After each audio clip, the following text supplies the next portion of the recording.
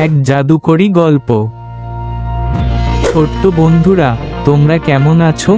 আজ আমি তোমাদের এক নতুন, মজার আর একটুখানি ভয়ের গল্প শোনাবো।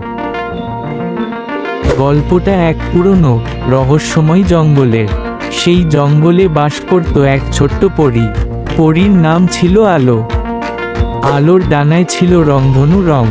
সে একাই ঘুরে বেড়াত জঙ্গলের এক প্রান্ত থেকে অন্য প্রান্তে। একদিন আলো দেখল জঙ্গলের মাঝে একটা পুরনো, বন্ধ দরজা। দরজাটা যেন অনেক দিন ধরে কেউ খোলেনি। আলোর খুব কৌতূহল হলো।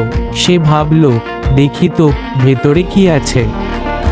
আলো তার ছোট্ট হাত দিয়ে দরজাটা খুলল, আর তখনই ঘটল এক আশ্চর্য ঘটনা। দরজা খোলার সঙ্গে সঙ্গেই ঝলমলে আলো এসে পড়ল আলোর চোখে। আলো দেখল ভেতরে লুকানো আছে এক গুপ্তধন।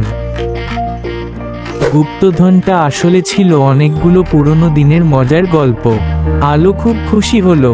সে ঠিক করলো এই গল্পগুলো সে সবাইকে শোনাবে। কেমন লাগলো গল্পটা?